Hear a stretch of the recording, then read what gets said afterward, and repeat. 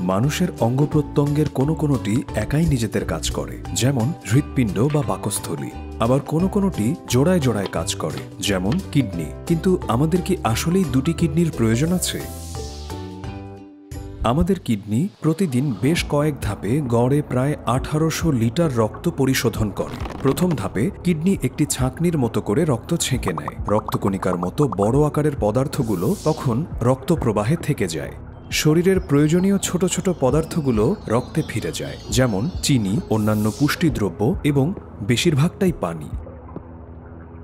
প্রতিদিন থেকে যায় শুধু 1 থেকে 2 লিটার প্রস্রাব। তার রেনাল পেলভিসে জমা হয়ে সেখান থেকে মূত্রথলিতে যায়, আর এভাবে প্রস্রাবের সাথে বের হয়ে যায় অপ্রয়োজনীয় পদার্থগুলো। এসবের মধ্যে থাকে ইউরিক অ্যাসিড, ফ্যাটি অ্যাসিড, বিজাতীয় বস্তু এবং অতিরিক্ত তড়িৎ বিশ্লেষ্য পদার্থ।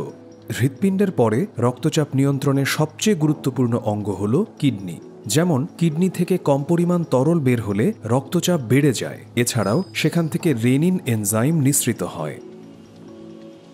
এর ফলে রক্তনালী সংকুচিত হয়ে রক্তচাপ বেড়ে যায়। চাপে থাকলে অ্যাড্রেনালিন গ্রন্থি থেকে অ্যাড্রেনালিন নিঃসৃত হয়, যা হঠাৎ করেই কোনো ব্যক্তির হৃদস্পন্দন ও রক্তচাপ বাড়িয়ে দেয়। কিন্তু রক্তচাপ দীর্ঘদিন ধরে অনেক বেশি থাকলে কিডনি বিকল হয়ে যেতে পারে। পর্যাপ্ত রক্ত পরিশোধনের জন্য তখন তারা কাজের গতি বাড়িয়ে দেয়, ফলে রক্তচাপ আরও বেড়ে যায়। এটি একটি দুষ্ট চক্র। কিডনিতে ছাঁকনির কাজটি করে নেফ্রন। প্রতি কিডনিতে প্রায় 1 মিলিয়ন করে নেফ্রন থাকে। কিন্তু বয়স বাড়ার সঙ্গে সঙ্গে নেফ্রনের মৃত্যু হতে থাকে, ফলে কিডনির কার্যকারিতা কমে যায়। এ কারণে বিকল্প কিডনি থাকলে বিষয়টি ভালোই হয়। কিন্তু চাপে পড়লে একটি সুস্থ কিডনি একাই দুটির কাজ করতে পারে। তাই দান করা হলে দ্বিতীয় কিডনিটি বাঁচাতে পারে অন্য কারো জীবন।